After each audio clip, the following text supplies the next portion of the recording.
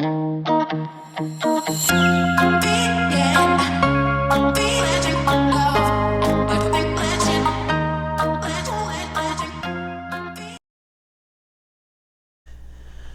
to FlossTube number 2. This one was a little bit of a challenge. Not the filming itself, but trying to get things done. This week it just didn't work out so well for me. More ways than one, which you're about to see. So for years I have cross-stitched with these wood frames. But I encountered such difficulty, and the reason for that was I just couldn't get comfortable. I couldn't find a way to stitch, and this is also what I was using with these frames. And it just kept getting wonky. I mean, wonky. I could not get it to tighten and be able to use it. So I gave up and said, okay, well, I know a lot of people floss stitch in hand, so I thought I would try that. And I think that for me, I was so sidetracked. Of course, this weekend was the Las Vegas Writers Conference, and so I was working on this during some of the lectures. That was probably another thing for me, and I've never done this in all the years that I've cross-stitched. I mean, it's not like I haven't made mistakes. I think every cross-stitcher probably has. You know, ripping out stitches, I think, is kind of par for the course. I think that I was sidetracked with the lectures because I was doing it at the same time. The other part of it for me was, I mean, I couldn't find the color I wanted to use. I mean, seriously. And I don't know if I've ever been this undecided in all my years either. I mean, I was out purchasing thread from every store I could find, but I just could not find the colors that I wanted. And it's not to say that these aren't really pretty. So these, of course, are the sulky threads, which I wanted to use. I had this one in my big box kit, which is a very light teal. Would have been great. But for me, I couldn't tell really the difference between teal and turquoise, which is this color is turquoise.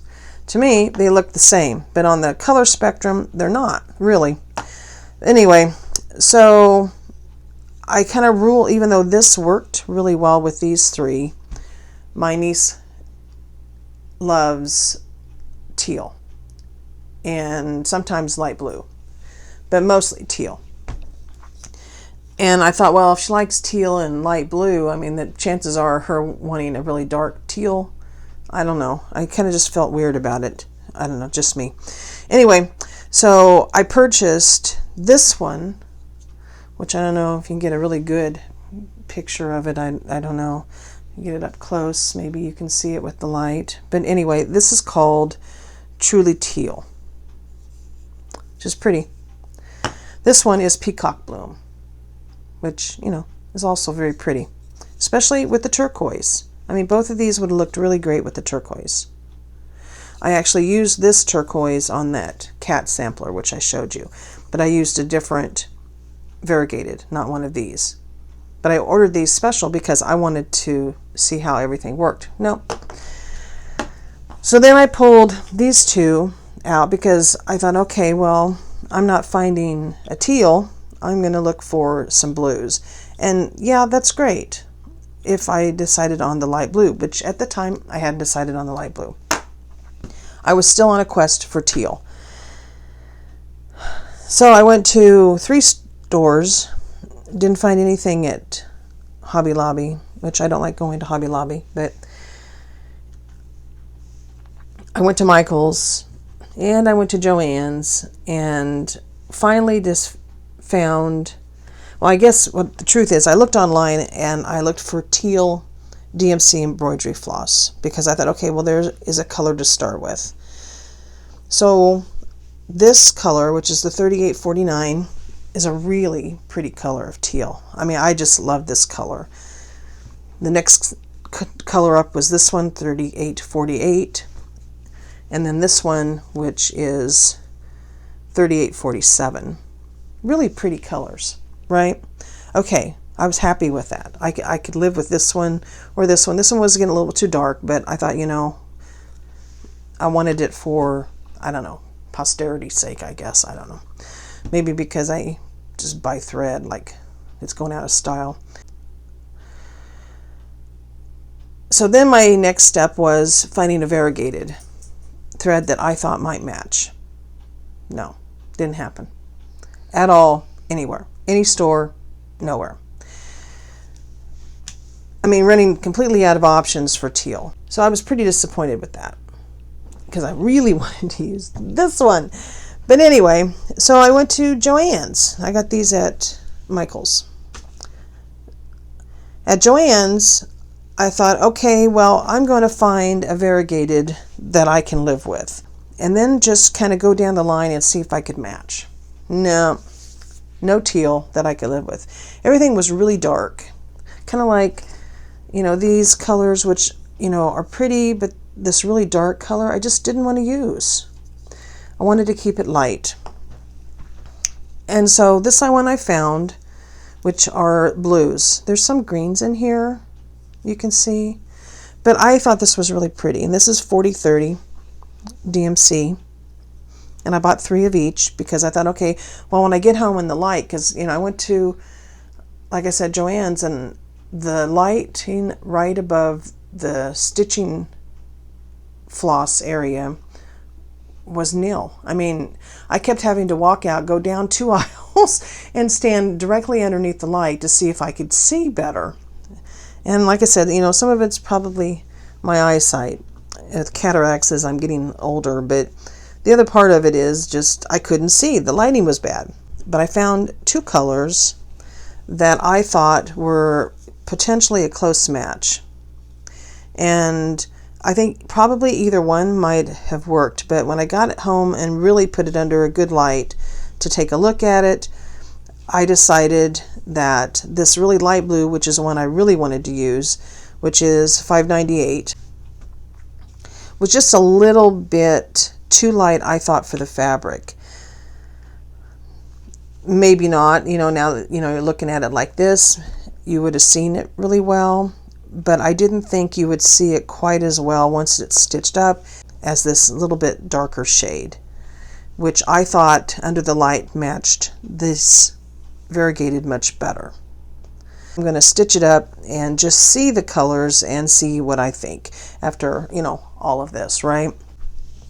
I started to do this, like I said, while I was watching the Las Vegas Writers Conference lectures. And this was mistake number 1, I guess. I don't know, you think maybe this was enough of a, I don't know, anal response, maybe. But I think, you know, once you get something in your mind, especially if you're a stitcher and you envision something, when you finally pick a color, like on this chart, which there is no color, I mean, it shows you on the back that you could pick these colors, but you could pick any spring color. And like I said, in this case, I'm only making this one. At this stage anyway. I've never in my life made anything twice, ever. Kind of like books. I've never read a book twice in my life. I've watched the same movie 100 times, but I just won't do some of these long projects. When I'm done with them, I'm done. I'm sick of them. I don't want to do them anymore. The closest I ever came was baby bibs, when I used to cross stitch on baby bibs. But those are so fleeting, and then they toss them, and I don't know. To me, it just seemed like a waste of time. Anyway, so I'm back to this, and even after I stitched this, I thought, okay, well, you know, maybe even this darker color would have looked better and stood out a little bit more. Maybe I should go back and find this a little darker blue that would match this variegated. And then I'm thinking, well, if I was doing that, why in the heck didn't I just use these? I mean, seriously, I'm like an idiot sometimes. Okay, well, so I thought, okay, no, I'm going to just stick with this. I love these colors to begin with. Even though I like that one better, I will go with these. All right, set. Sat down, started to watch the lectures, had stitched I mean, it was bad enough. Even weave is hard to see for me. I mean, trying to go over 2 strands. Yeah, I don't know what to say. Except after I got all of this stitched out and decided, yeah, I think I like that, I realized that it looked funky. But not until I got all of this done, all this circle done and this part done, and started at the bottom of the tree. Why? Because I wanted to break from the flowers, so I started on the tree. Okay, I can't show you the pattern. Thank you, watcher on my first FlossTube, for letting me know that I could get in some serious trouble with copyright for showing the pattern. So I went back and actually deleted my Joanne Hall magazines because I went in and thought, I'm going to edit these, I'm going to put the little blur out thing and then try to keep the rest of it. Yeah, it didn't work. I don't know. I don't know, try to refilm those. I don't know. You lose the spontaneity of something if you go back and try to film it again. Not that I didn't do that with my first videos anyway, but regardless, I'm kind of rambling. I thought 1 sheet, no, it's 2 sheets. I'm like, I don't know what was wrong with me. Distracted, I guess, dissociative disorder I have, you know. So it stops about here. And the second sheet is only about this big. I get talking sometimes not paying attention to where my picture is in my video screen. So I'll move it down. Anyway, it stopped right about here and overlapped at this flower petal edge here, right here. So I was looking at page number 1, thinking I had the whole picture, right? No, I didn't. So the center point obviously was not here, which would have been, as you can see, where it stopped, just about in there. It started right about in here. And so I worked my way up. So I started here, and I worked my way up, and then I started working my way around the circle. And then after I finished the circle, I came in, did a few more leaves, and then worked on the bird because I wanted to see about that second color. And then at the end of the night, after I had went through all day of watching lectures, I thought it looked weird. I thought, there's no way that that's going to be enough room. I thought, oh yeah, that's plenty of room. The rabbit goes here, this would go up here. And I know that, you know, measuring is different because this is like 32 count. But I looked down here and I thought, I've got all of this to do. That's just not going to work. And so then I thought, can I fudge it? You know, I mean, I was just so sick. After you spend hours, I mean, anybody who cross-stitch knows this takes hours out of your time. And if it's something that is a small, I mean, when you go back, you tear it out, you just kind of move forward. But once you've done a huge portion on it, you kind of think, is it worth my time? Or, you know, was the fabric so expensive that I have to, no other choice but to rip it out? But this was an even weave, which was not as expensive. And so in my mind, I'm thinking, okay, I may just not take the time to rip it out. But regardless, so what I started to do was be in a moment of desperation. So I started to think, okay, I'm going to count down, which was really hard on even weave with all those flipping little tiny holes to count down. And so I thought, okay, well, I'm going to judge where this is, which goes here. And then I counted down. I thought, okay, well, then the next one is this leaf, and it goes here. And then after that goes the top of this flower, which goes here. And I'm thinking, okay, well, I take it down, it's going to go to about here, and then to about here, and then I've got this stitching, which, yeah, I could probably squeeze it in. This little section would only be left. Unframeable. Anyway, I know this is a long segment, but on something so ridiculous. Let me know what you would do with something like this, and what you have done in the past with mistakes.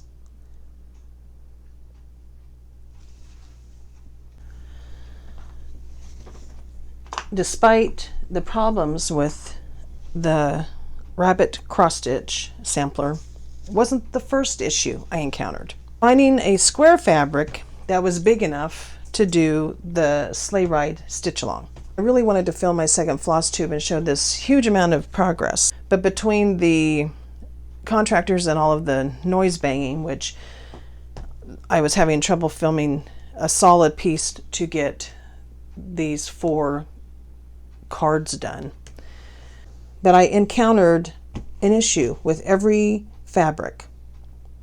Even the beautiful fabric I showed you in floss stitch number 1, which I was going to use for the sleigh ride, wasn't wide enough.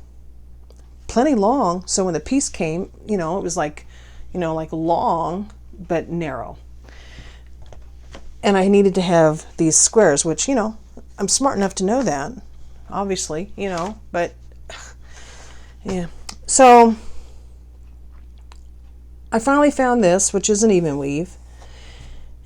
And I literally could not really see my little holes. I mean, the stitches here are really, over 2, are really tiny. And I thought, I can't do that. There just isn't any way. And this, of course, was after I found my fabric I was going to use that was actually wide enough, and I could block out my squares, which is what I did, to start on this top square. And I thought, well, white, is right over here in this center area around where this is. And I used a friction pin, which will come off, which I know there's been some controversy about that, because it comes off with heat, but then in the cold weather it might show up. So I don't know. Some people who quilt are really particular about it. And I thought, well, I'm going to try it with the cross stitch regardless. I thought maybe the majority of it would cover it, but we'll see. I did test it on a small piece, and it comes right off with an iron. What it does in a frame, in cold weather, I don't know. I guess time will tell. So then I went on a mission trying to find one of those funky head strap magnifiers. The one where the magnifier slides up and down so that I can watch TV, because, I can watch TV all day if I let myself. But right now my DVR is set on, 100 hours or 200 hours or whatever, and I fill it up. I just haven't had time to watch it. But I can't seem to sit idle watching television. I have to do something. And again, I had this on the wood frame. And really, this was the project when I just couldn't maneuver the frame. I just hated it. And the thing kept collapsing on me and getting wonky. And I thought, okay, this was the one I actually tried. I'm going to try stitching in hand, which I've never done, but actually worked better for me. So I don't know. I may stitch in hand from now on. I don't know. We'll see. But I went to the stores originally, not only for the thread, but to find that head strap thing. Seriously? Oh my gosh. That's the story of my life, what you just saw. It happens with everything that I do. I drop everything, and then things I don't knock over just fall over. So I'm going to leave it in there so that you can see my life. I couldn't find the head strap thing. And I thought, okay, well, I'm stuck having to order it off of Amazon. And that's going to take a period of time to get here. And so I'm going to do that before I try a different fabric, like maybe Aida. Why I can see 16 count Aida better, there are just far less holes. So that was 2 fails already for the week. Okay, so this is the start that I wanted to get done, at least for the 4 Seasons sampler.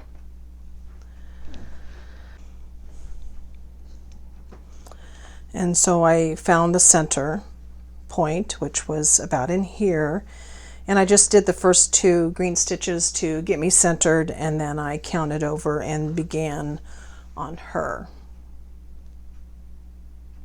I pulled the thread off of the cards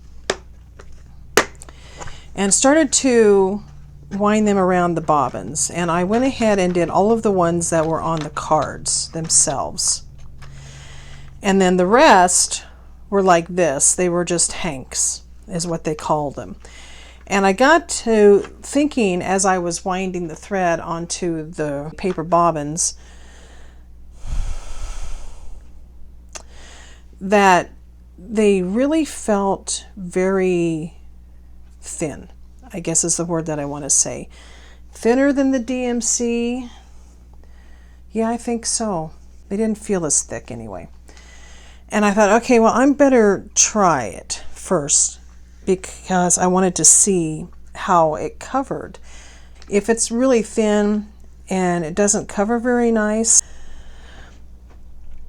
especially a 14 count, if this would have been a 14 count, I think it would not have been as good coverage on the fabric square. But I thought I would try it. Besides, I wanted to see how the thread did. And I got so frustrated. I mean, I separated it out, and of course, you know, I do the loop method for the beginning if I can at all costs, because it's just easier, at least to start, the loop start. And so I did this to find my center, and then I moved over, counted over, and I started on this pink, which was right here, and then started on the gold. But what I had encountered was, oh my goodness, I don't know whether you can see it, how loopy that thread is. So even separating it didn't help. I mean, every other stitch, maybe every even third stitch if I was lucky, would knot on the back. It was terrible. It was so frustrating that I thought, all right, I have 4 of these that I purchased, and they were probably 30 bucks or more a piece at the time that I purchased them. And then this fabric I got off of Etsy, which wasn't cheap. And then I got to thinking, well, I've never used this before, but, you know, I thought maybe this would help me count better, which I ended up not even paying attention to, and could have saved the money on just regular Aida cloth, because this does wash out. I did have to look it up, and it says it washes out, so I'm hoping that it washes out. If any of you have ever used this fabric and you know that it washes out, please tell me. I probably should cut a piece off that's left on the other larger piece that I have and try it. Maybe I'll do that before I stitch any more. But I thought, okay, what am I going to do? Do I really want to make these and deal with the knots or what? I know that some people use beeswax. I think there's other types of thread conditioners you can use, but I really didn't want to use it on cross stitch. I had started to do some research on what to do, and I finally stumbled across a video. I think I will try to find it. Maybe it's Emma Sews or Emma Cross Stitches or something like that. If I find her again, I'll put it up there.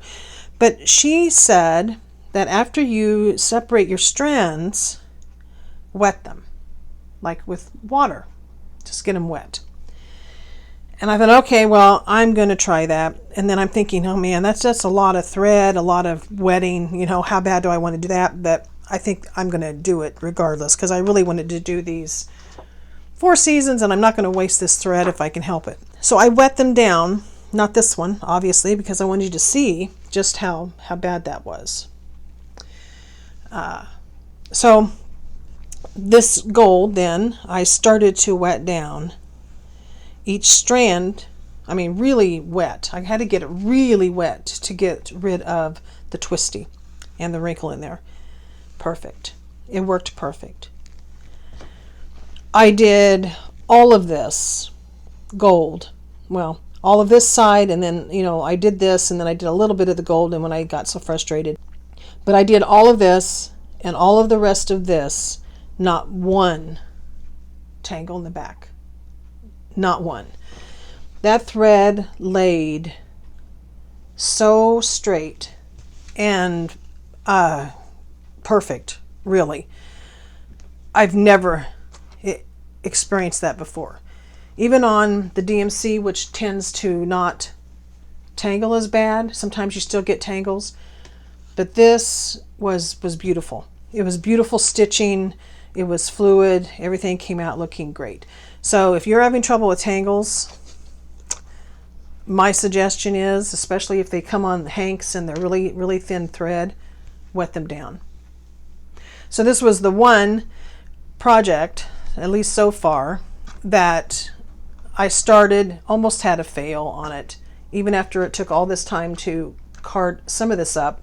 But now that I know this works, I did separate them out. I just wrapped them around a card to separate the colors and put the numbers on there. And then I will go back and wrap them around cards. Because like I said, it does take a lot of time to do this. That's maybe why some people just use them on the hanks too. But I know some people just pull one thread out and it comes out. But you know, as bad as this was, I don't know if that would have worked. You know, maybe it would work on the more expensive, what is it called, Weeks dye thread. I don't know. I've never used a Weeks dye thread. I've just always used DMC. Unless, you know, this came with a kit, which this obviously is not DMC. I don't know what thread that is. And it doesn't say anywhere that I could find anyway. So almost another fail, but I think will work out. After all of those, well, almost fails, I guess the last one wasn't quite a fail, I pulled out my cat sampler and started to work on this because I really needed, I think, to feel some accomplishment from all of the struggle that I had this past week, well, week and a half really, on trying to get projects started and get them worked on. So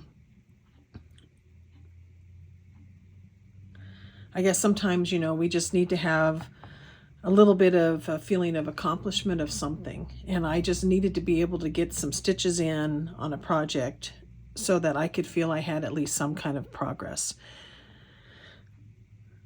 Hopefully I'll get things ironed out and everything will run much smoother for me next time.